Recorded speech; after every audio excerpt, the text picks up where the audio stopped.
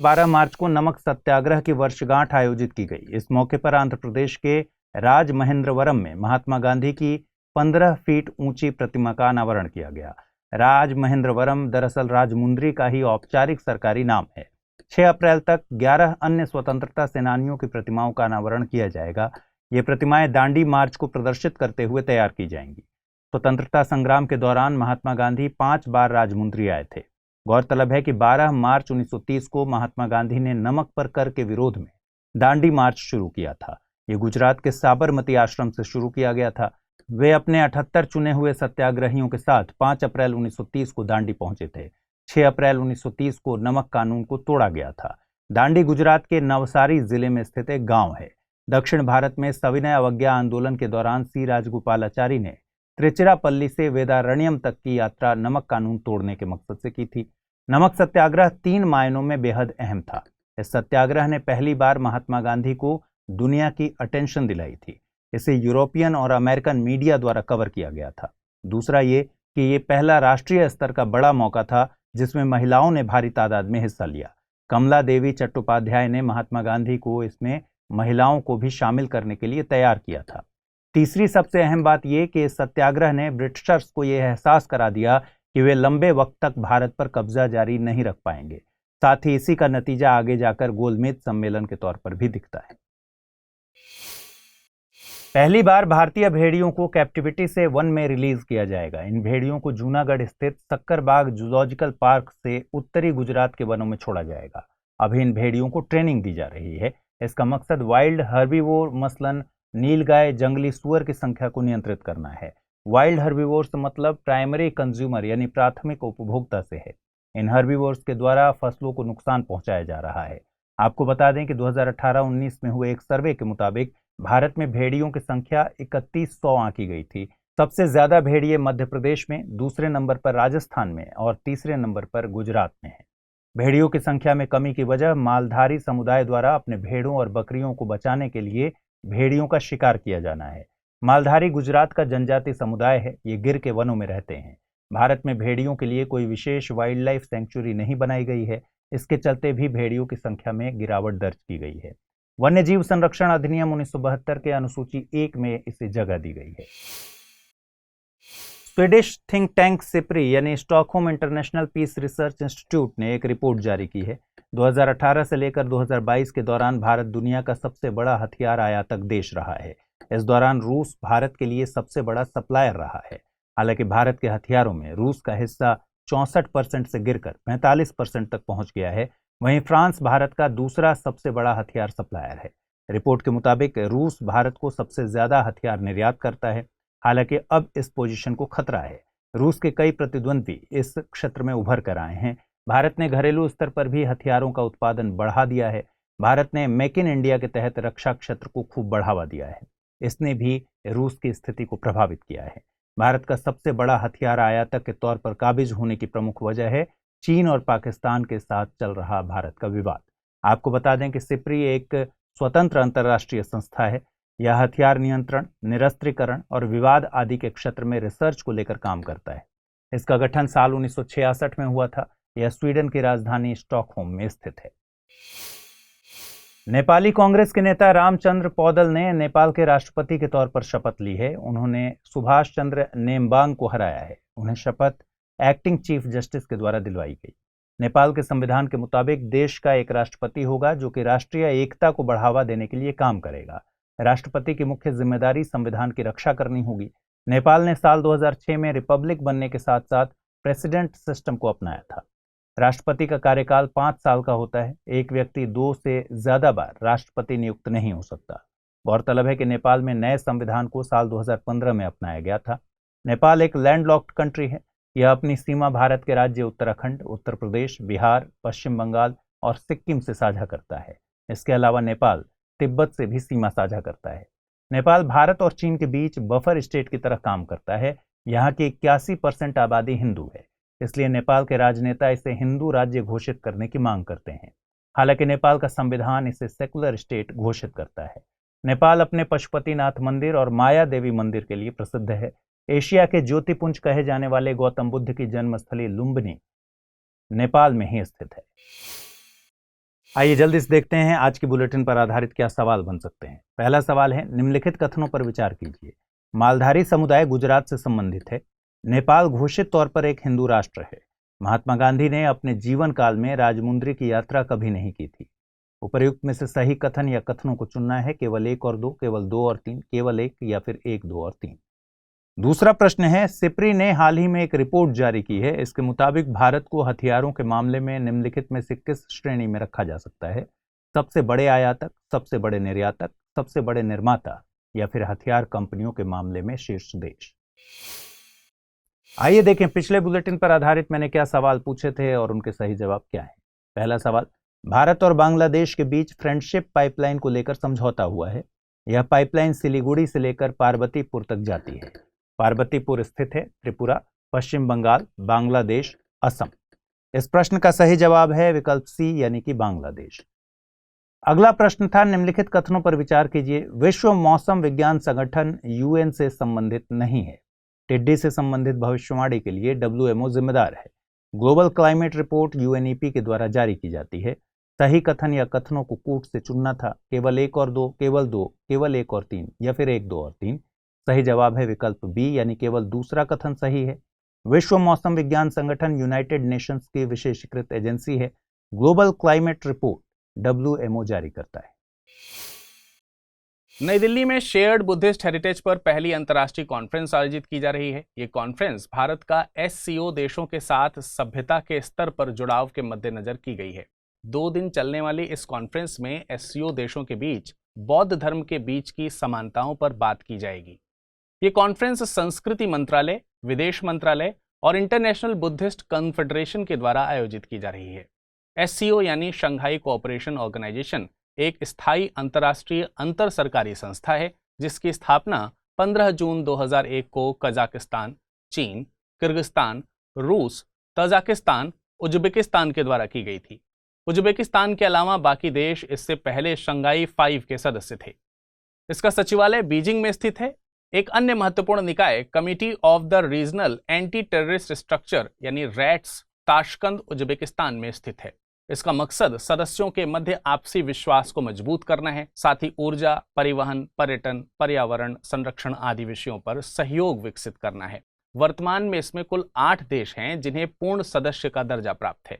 इनमें कजाकिस्तान, चीन, किर्गिस्तान, रूस, तजाकिस्तान, उज्बेकिस्तान, भारत और पाकिस्तान शामिल हैं। भारत और पाकिस्तान दोनों को इसकी सदस्यता जून 2017 में हासिल हुई थी। इसके डायलॉग पार्टनर्स में Azerbaijan, Armenia, Cambodia, Nepal, Turkey, Sri Lanka शामिल हैं। वहीं ऑब्जर्वर स्टेट्स का दर्जा अफगानिस्तान, बेलारूस, ईरान, मंगोलिया को मिला है। SCO में हेड्स ऑफ स्टेट काउंसिल सबसे शीर्ष निर्णय के स्तर की संस्था है। आपको बता दें कि साल 2023 में SCO की अध्यक्षता भारत के पास है। मई 2023 में गोवा में SCO का सालाना सम्मेलन आयोजित किया जाना है। इसी सम्मेलन में ईरान को ऑब्जर्वर स्टेट से पूर्ण सदस्य का दर्जा दिया जाना है। ईरान को पूर्ण सदस्य का दर्जा दिए जाने पर 8 सदस्यों के बीच सहमति बन चुकी है। सुप्रीम कोर्ट में सेम सेक्स मैरिज को विधिक तौर पर मान्यता देने के बारे में कई याचिकाएं दायर की गई हैं। इस पर केंद्र ने कोर्ट में कुछ दलीलें पेश की थीं। मसलन संसद इस पर विचार करेगी कि एक बच्चा जो 2 पुरुषों या 2 महिलाओं को पेरेंट्स के तौर पर देखेगा, या एक पुरुष पिता और स्त्री माता के बगैर पालन पोषण वाले बच्चे की मानसिक स्थिति पर क्या असर होगा। संसद इस पर विचार करेगी कि क्या हम इस तरह की संस्था को अपने सोशल इथोस यानी सामाजिक लोकाचार में मान्यता दे सकते हैं। कोर्ट ने केंद्र के संशय को दूर करते हुए कहा है कि गे या लेस्बियन पेरेंट्स द्वारा पालन पोषण किए जाने वाले बच्चे बड़े होकर गे या लेस्बियन ही बनेंगे, ऐसा जरूरी नहीं है। कोर्ट ने यह मामला संवैधानिक पीठ को सौंप दिया है। इस पर 18 अप्रैल को सुनवाई होनी है। कोर्ट ने अनुच्छेद 145(3) के तहत यह मामला संवैधानिक पीठ को सौंपा है। संविधान के अनुच्छेद 145(3) के मुताबिक अगर संविधान की इंटरप्रिटेशन से जुड़ा हुआ मामला है तो कम से कम 5 जजेस की बेंच द्वारा इसे सुना जाना चाहिए। गौरतलब है कि साल 2018 में नवतेज सिंह जौहर मामले में कोर्ट ने होमोसेक्सुअलिटी यानी समलैंगिकता को गैर आपराधिक बना दिया था।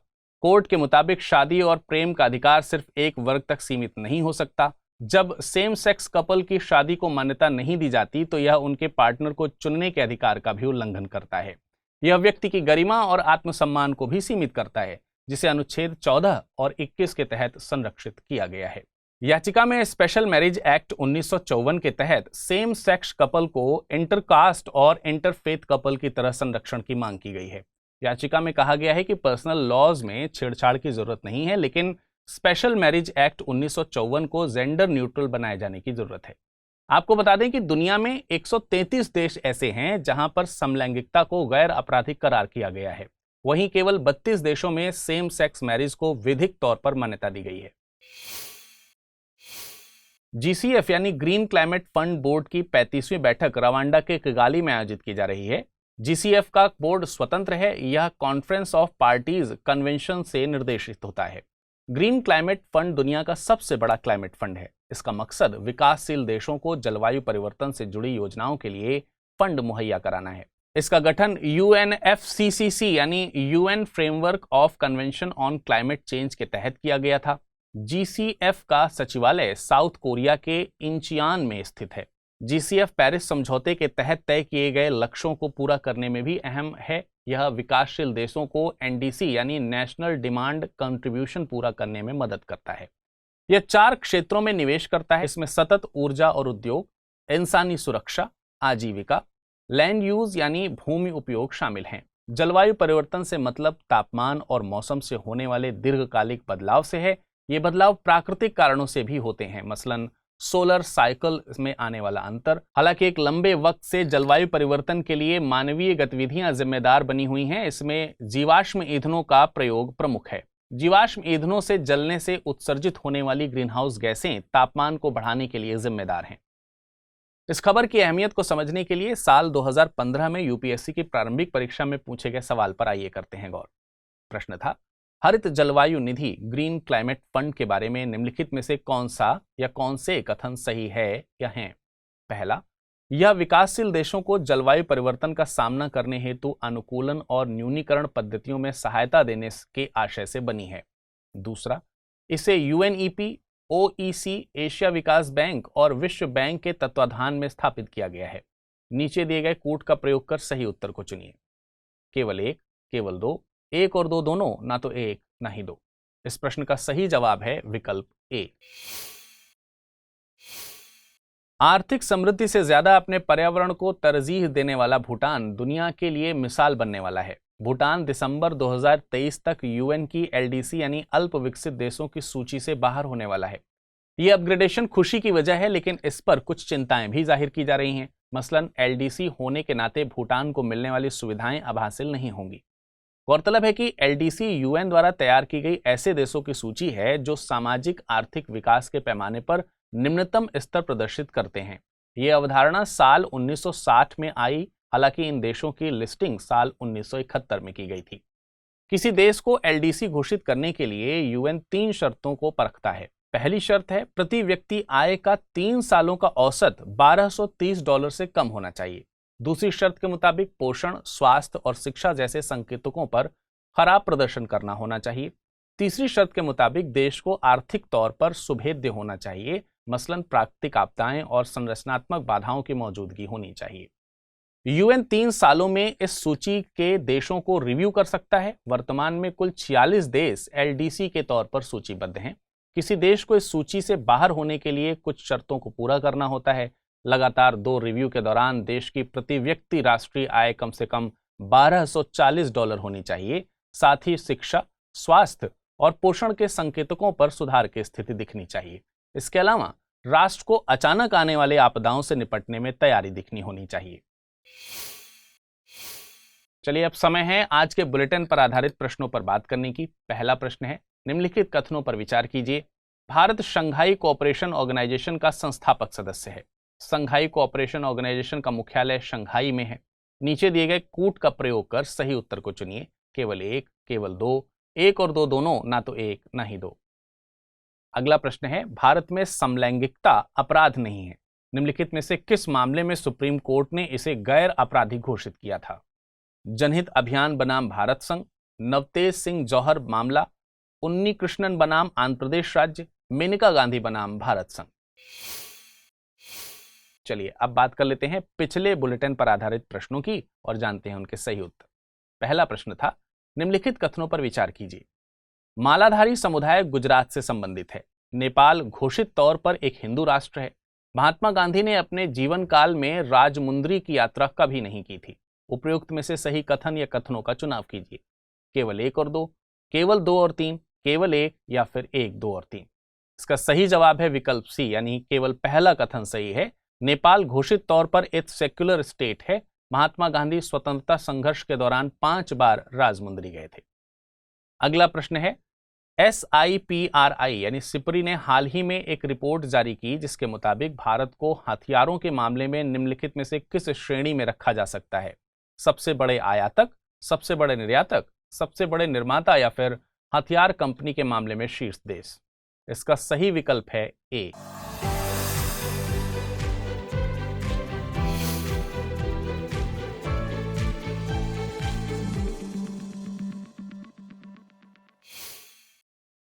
यूएसए ने मैकमोहन लाइन को चीन और अरुणाचल प्रदेश के बीच अंतर्राष्ट्रीय रेखा की मान्यता दी है। यूएसए में लाए गए एक प्रस्ताव के मुताबिक अरुणाचल प्रदेश को भारत का अभिन्न हिस्सा बताया गया है। प्रस्ताव के मुताबिक एक ऐसे वक्त में जब चीन स्वतंत्र और खुले हुए इंडो पैसिफिक के लिए चुनौतियां खड़ी कर रहा है, यूएसए इस क्षेत्र के अपने अहम और कूटनीतिक सहयोगियों के साथ खड़ा रहेगा। इस प्रस्ताव में चीन के उस दावे को भी खारिज किया गया है जिसमें चीन अरुणाचल को चीन का हिस्सा बताता है। भारत और चीन के बीच सीमा रेखा को मैकमोहन लाइन कहते हैं। इसका प्रस्ताव आर्थर हेनरी मैकमोहन ने 1914 में हुए शिमला समझौते में तिब्बत को भारत से अलग करने के लिए दिया था। चीन इसे स्वीकार नहीं करता। दरअसल 1914 में तिब्बत स्वतंत्र था। शिमला समझौते के वक्त तिब्बत के प्रतिनिधि मौजूद थे, न कि चीन के। वहीं चीन तिब्बत को वन चाइना पॉलिसी के तहत अपना हिस्सा बताता है। बाद में चीन ने तिब्बत पर कब्जा कर लिया। चीन के मुताबिक ऐसा कोई भी समझौता जो तिब्बत के लिए लिया गया हो और उसमें चीन के नुमाइंदे न हो, उसे मंजूर नहीं है। भारत मैकमोहन लाइन को मान्यता देता है। LAC यानी line of actual control Bharat और चीन के बीच विभाजन रेखा है। इसके जरिए भारत और चीन के अधिकार वाले क्षेत्रों को अलग किया जाता है। LAC 3 सेक्टर्स में विभाजित है, ईस्टर्न सेक्टर, मिडिल सेक्टर और western sector. Eastern sector Arunachal Pradesh और सिक्किम में, मिडिल सेक्टर उत्तराखंड और हिमाचल प्रदेश में, वहीं वेस्टर्न सेक्टर लद्दाख में फैला है। LAC लद्दाख स्थित पैंगोंग त्सो लेक से गुजरती है। मैकमोहन लाइन औपनिवेशिक समय में, जबकि LAC दोनों देशों के बीच का समझौता है। विश्व बैंक द्वारा जारी एक रिपोर्ट के मुताबिक भारतीय महिलाओं ने शिक्षा समेत कई क्षेत्रों में स्वतंत्रता के समय से काफी प्रगति की है। जहां स्वतंत्रता के समय 11 में से 1 लड़की ही शिक्षित थी, यानी महिलाओं की साक्षरता दर 9% के आसपास थी, वहीं वर्तमान में महिलाओं की साक्षरता दर 77% है। स्वतंत्रता के समय लड़कियों की शादी 15 साल के आसपास हो जाती थी, वहीं वर्तमान में लड़कियों की शादी की औसत उम्र 22 साल है। स्वतंत्रता के समय मातृत्व मृत्यु दर प्रति 1 लाख पर 2000 थी, जो आज के समय में प्रति 1 लाख पर 97 हो गई है। ऐसी महिलाएं जो घर के निर्णयों में शामिल होती हैं, अपने स्वास्थ्य से जुड़े फैसले ले सकती हैं। इसके अलावा अपने परिवार से मिलने जाने के निर्णय की स्वतंत्रता में भी इजाफा हुआ है। ऐसी महिलाओं का आंकड़ा अब 77% के करीब है।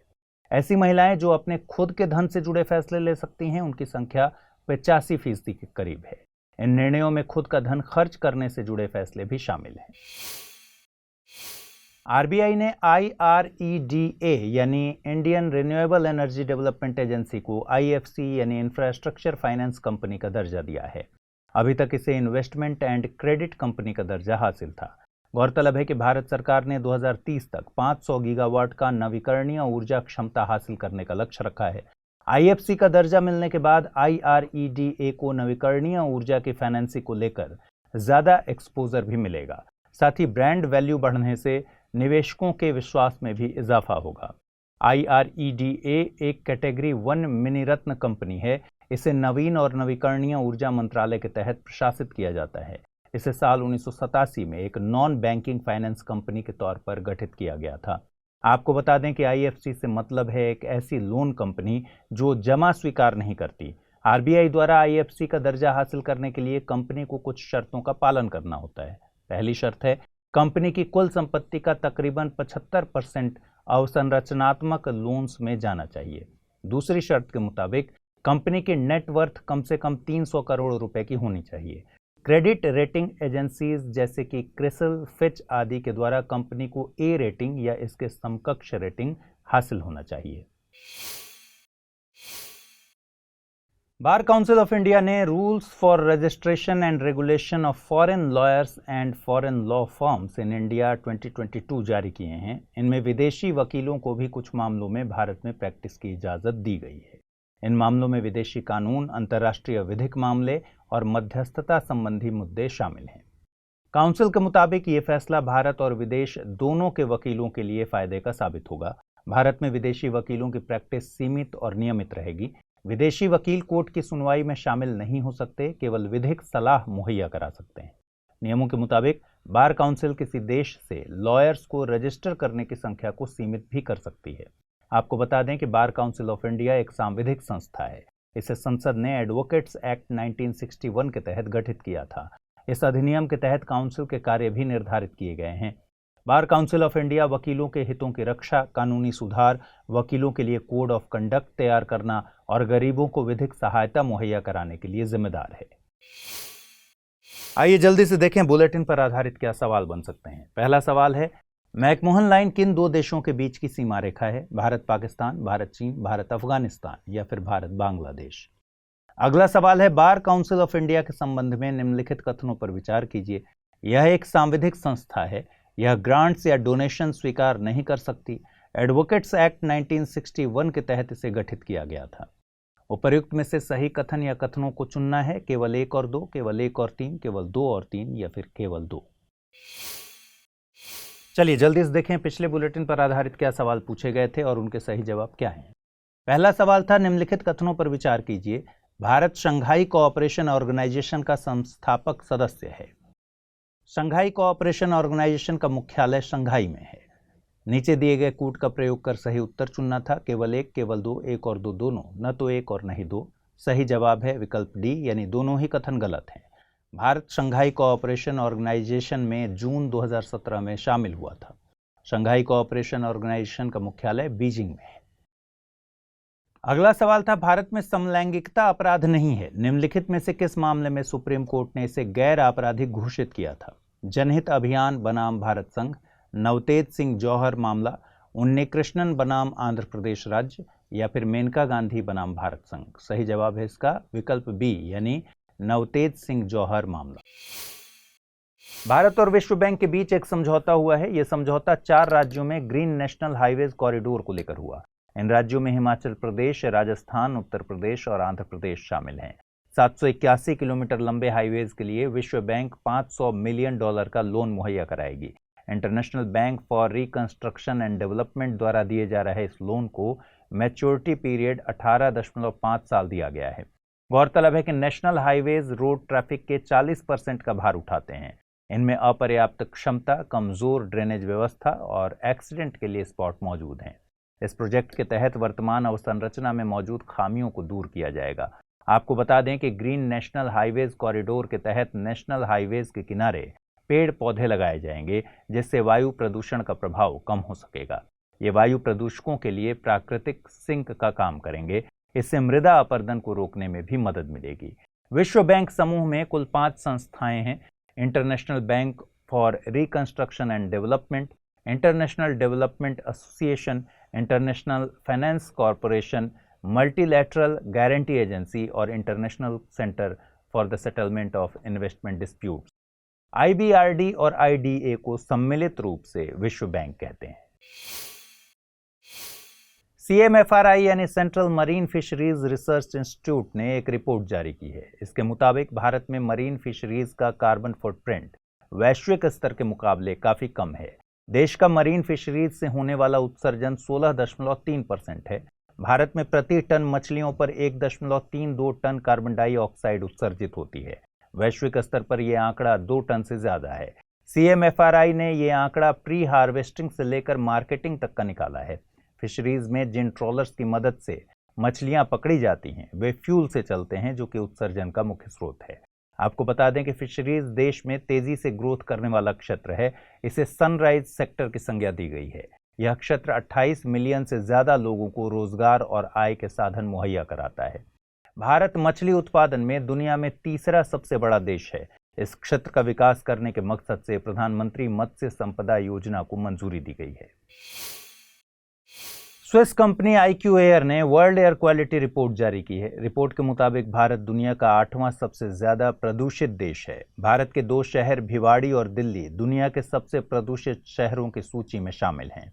भिवाड़ी में प्रदूषण का स्तर 92.7 तो दिल्ली में 92.6 दर्ज किया गया है। IQ एयर अपनी रिसर्च में प्रदूषण के स्तर को मापने के लिए PM2.5 के स्तर को देखता है। WHO प्रति क्यूबिक मीटर पर 5 माइक्रोग्राम PM2.5 के स्तर की सिफारिश करता है।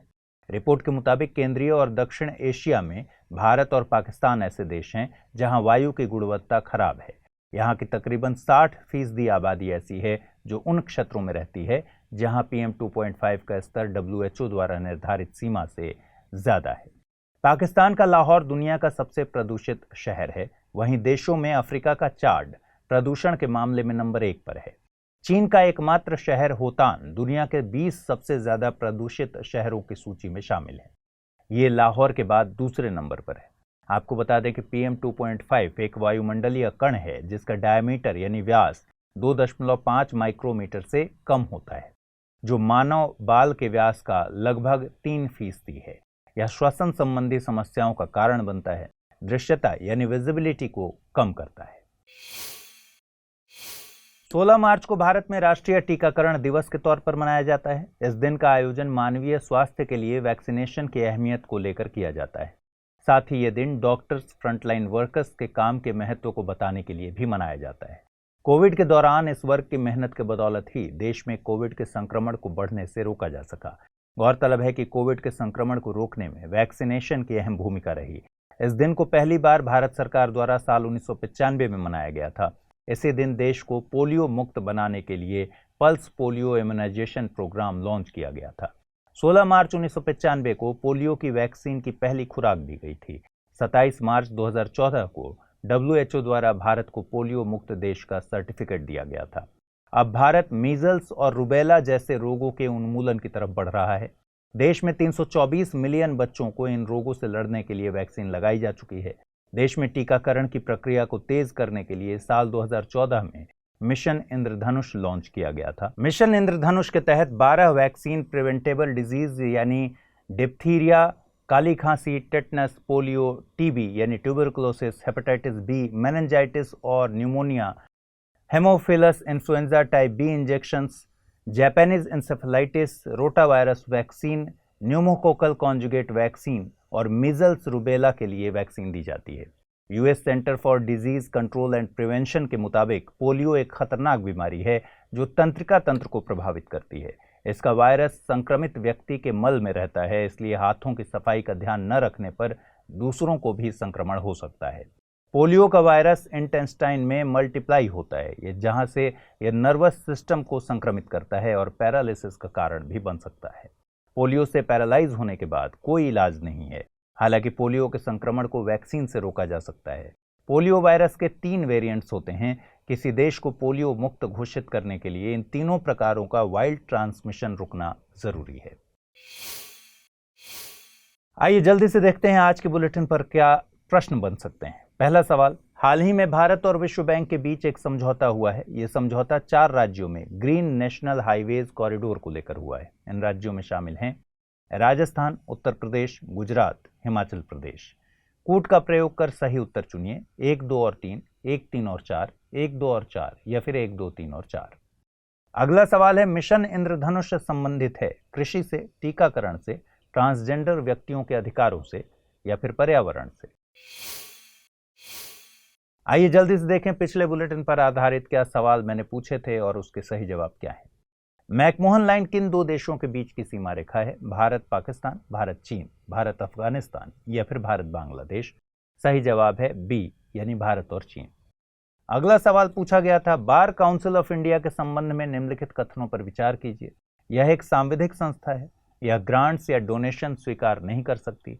एडवोकेट्स एक्ट 1961 के तहत इसे गठित किया गया था। कूट का प्रयोग कर सही कथन चुनना था।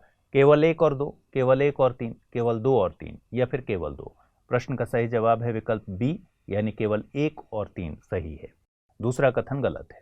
केवल पहला और तीसरा कथन सही है, यानी bar council of India grants या डोनेशन स्वीकार कर सकती है।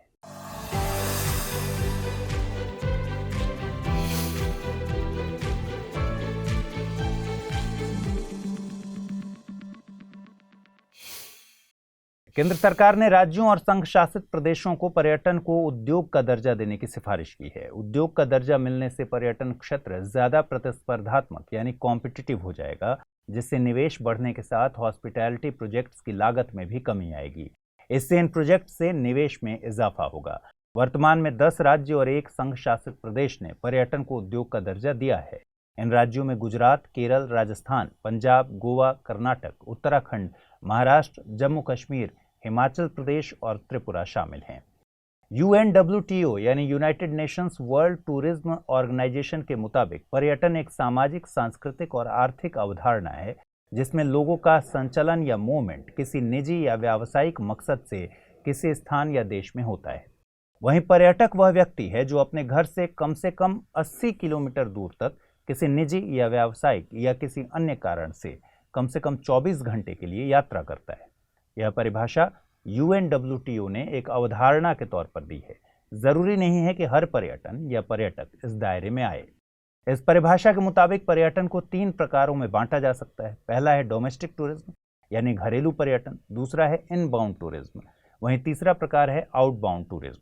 डोमेस्टिक टूरिज्म में किसी देश के निवासी अपने ही देश के भीतर यात्रा करते हैं, जैसे दिल्ली में रहने वाले व्यक्ति का मेघालय जाना। इनबाउंड टूरिज्म में किसी अन्य देश के निवासी का देश में आना, मसलन किसी फ्रांस के व्यक्ति का भारत आना। आउटबाउंड टूरिज्म से मतलब है भारत के व्यक्ति का फ्रांस जाना। सांख्यिकी और कार्यक्रम कार्यान्वयन मंत्रालय ने एक रिपोर्ट जारी की है। रिपोर्ट को women and main in India 2022 report नाम दिया गया है। रिपोर्ट के मुताबिक भारत में लिंगानुपात 2036 तक 952 होने की उम्मीद है, जो कि 2011 में 943 था। हालांकि कार्यबल में महिलाओं की भागीदारी अभी भी कम है, जिससे उनकी वित्तीय स्वतंत्रता सीमित हो रही है। पुरुषों की कार्यबल में भागीदारी 77.2 और महिलाओं की भागीदारी 32.8 है। महिलाओं की पुरुषों की तुलना में इतनी कम भागीदारी की वजह सामाजिक कारक, शिक्षा और वर्क प्लेस पर लिंग के आधार पर होने वाला भेदभाव है। रिपोर्ट के मुताबिक 2036 तक 15 साल से कम आयु के लोगों की संख्या में कमी और 60 साल से अधिक की जनसंख्या में इजाफा होगा। महिलाओं की शादी की उम्र में इजाफा होने से प्रजनन दर में भी गिरावट देखने को मिली है। आपको बता दें कि सांख्यिकी और कार्यक्रम कार्यान्वयन मंत्रालय 15 अक्टूबर 1999 को स्वतंत्र मंत्रालय के तौर पर अस्तित्व में आया था। मंत्रालय में 2 विंग हैं, एक सांख्यिकी से संबंधित है, दूसरा कार्यक्रम कार्यान्वयन से। सांख्यिकी से संबंधित विंग को नेशनल स्टैटिस्टिकल ऑफिस कहा जाता है। इसमें सेंट्रल स्टैटिस्टिकल ऑफिस और computer centre and the national sample survey office शामिल है। वहीं कार्यक्रम कार्यान्वयन विंग में 3 डिवीजन हैं। इनमें 20 point programme, infrastructure monitoring and project monitoring और member of parliament local area development scheme शामिल है। इन 2 विंग के अलावा एक राष्ट्रीय सांख्यिकी आयोग है, जिसे भारत सरकार ने एक प्रस्ताव के जरिए गठित किया था। यह एक स्वायत्त संस्थान है। इंडियन स्टैटिस्टिकल इंस्टीट्यूट को एक अधिनियम के द्वारा राष्ट्रीय महत्व की संस्था का दर्जा दिया गया है। 17 मार्च को जोसेफ बैप्टिस्टा की जयंती मनाई जाती है। उनका जन्म 17 मार्च 1864 को मझगांव, बॉम्बे में हुआ था। आज़ादी के 75 साल पूरे होने पर मनाए जा रहे अमृत काल में उन्हें अनसंग हीरो की संज्ञा दी गई है। अनसंग हीरो से मतलब स्वतंत्रता के दौरान एक्टिव रहे उन व्यक्तियों से है जिन्हें इतिहास में पर्याप्त जगह नहीं मिली। उन्हें काका की उपाधि दी गई थी। वे बाल गंगाधर तिलक द्वारा शुरू किए गए होम रूल लीग के प्रथम अध्यक्ष थे। साल 1925 में वो बॉम्बे के मेयर भी निर्वाचित हुए थे। आपको बता दें कि होम रूल लीग की मूल योजना एनी बेसेंट द्वारा बनाई गई थी, लेकिन अप्रैल 1916 में बाल गंगाधर तिलक ने पूना में इसकी शुरुआत की। इसके 5 महीने बाद एनी बेसेंट ने सितंबर 1916 में अपनी लीग की स्थापना की, जहां तिलक की होम रूल लीग का कार्यक्षेत्र कर्नाटक, महाराष्ट्र जिसमें बंबई हटाकर मध्य प्रांत और बरार था, वहीं शेष भारत एनी बेसेंट के कार्यक्षेत्र में था। दोनों का ही मकसद भारतीय जनता में स्वशासन की भावना जगाना था। बाल गंगाधर तिलक ने नारा दिया था कि स्वराज मेरा जन्मसिद्ध अधिकार है, इसे मैं लेकर रहूंगा। उन्होंने दक्कन एजुकेशन सोसाइटी की स्थापना की। ब्रिटिश लेखक वैलेंटाइन शिरोल ने उन्हें भारतीय असंतोष का जनक कहा था। उन्होंने केसरी और मराठा जैसे अखबारों की शुरुआत की। उनकी प्रमुख पुस्तकों में the Arctic home in the Vedas शामिल है। उन्होंने स्वतंत्रता आंदोलन में एकता लाने के लिए प्रतीक के तौर पर गणेश और शिवाजी उत्सव को बड़े स्तर पर मनाना शुरू किया। ब्रिटिश सरकार ने उन पर सेडिशन के चार्जेस लगाए, जिसके लिए उन्हें वर्तमान म्यांमार की मांडले जेल में 6 साल की सजा काटनी पड़ी थी। यहीं पर उन्होंने अपनी पुस्तक गीता रहस्य लिखी। कांग्रेस की पहली महिला अध्यक्ष एनी बेसेंट थीं। उन्होंने साल 1917 में कलकत्ता में आयोजित 32वें अधिवेशन की अध्यक्षता की थी। NIOT यानी national institute of ocean technology Lakshadweep में LTTD यानी लो टेम्परेचर थर्मल डिसैलिनेशन के जरिए पानी मुहैया करा रहा है। अब इस तकनीक को उत्सर्जन मुक्त किए जाने की योजना है। दरअसल लक्षद्वीप के डिसैलिनेशन प्लांट में पावर के लिए डीजल का प्रयोग किया जाता है। अब एक ऐसा प्लांट तैयार किया जा रहा है जो पावर सप्लाई भी करेगा। गौरतलब है कि डिसैलिनेशन प्लांट में समुद्र का नमकीन पानी पीने योग्य पानी में बदला जाता है। आमतौर पर इन प्लांट्स में रिवर्स ऑस्मोसिस की प्रक्रिया का प्रयोग किया जाता है, लेकिन इसमें पानी की बर्बादी के साथ लागत भी ज़्यादा आती है। इसके अलावा ये तकनीक पानी से ज़रूरी खनिजों को भी बाहर कर देती है। इसके बरक्स LTTD में 2 अलग अलग जल स्रोतों के बीच तापमान के उतार चढ़ाव से पहले गर्म पानी को कम दाब पर वाष्पीकृत किया जाता है, फिर निकले हुए भाप को ठंडे पानी से द्रवीकृत करके मीठा पानी प्राप्त किया जाता है। इसमें जल के दबाव को कम करने के लिए डीजल की पावर की ज़रूरत होती है। अब इस ज़रूरत को कम करने के लिए हरित तकनीक का प्रयोग किया जा रहा है। NIOT पृथ्वी विज्ञान मंत्रालय के तहत काम करने वाली संस्था है। आइए जल्दी से देखें आज के बुलेटिन पर आधारित क्या सवाल बनते हैं। पहला सवाल, उन्हें काका की उपाधि दी गई थी। वे बाल गंगाधर तिलक द्वारा शुरू किए गए होम रूल लीग के प्रथम अध्यक्ष थे। साल 1925 में वे बॉम्बे के मेयर भी निर्वाचित हुए। अमृतकाल में उन्हें देश ने अनसंग हीरो के तौर पर याद किया। उपर्युक्त पद का संबंध किससे है? लाला लाजपत राय, जोसेफ बैप्टिस्टा, फिरोज शाह मेहता या फिर MG रानाडे। अगला सवाल है, निम्नलिखित कथनों पर विचार कीजिए। Women and main in India 2022 report NITI Aayog द्वारा जारी की गई है। गीता रहस्य पुस्तक के लेखक दयानंद सरस्वती हैं। सही कथन या कथनों का चुनाव करना है, केवल एक, केवल दो, एक और दो दोनों, न तो एक न ही दो। आइए देखें पिछले बुलेटिन पर आधारित क्या सवाल मैंने पूछे थे और सही जवाब क्या है। पहला सवाल था, हाल ही में भारत और विश्व बैंक के बीच एक समझौता हुआ है। यह समझौता 4 राज्यों में ग्रीन नेशनल हाईवेज कॉरिडोर को लेकर हुआ। इन राज्यों में शामिल हैं राजस्थान, उत्तर प्रदेश, गुजरात, हिमाचल प्रदेश। कूट का प्रयोग करना था 1, 2 और 3, 1, 3 और 4, 1, 2 और 4 या फिर 1, 2, 3 और 4। सही जवाब है विकल्प सी यानी गुजरात नहीं, इसमें आंध्र प्रदेश शामिल है। अगला सवाल मैंने पूछा था, मिशन इंद्रधनुष संबंधित है कृषि से, टीकाकरण से, ट्रांसजेंडर व्यक्तियों के अधिकारों से या फिर पर्यावरण से।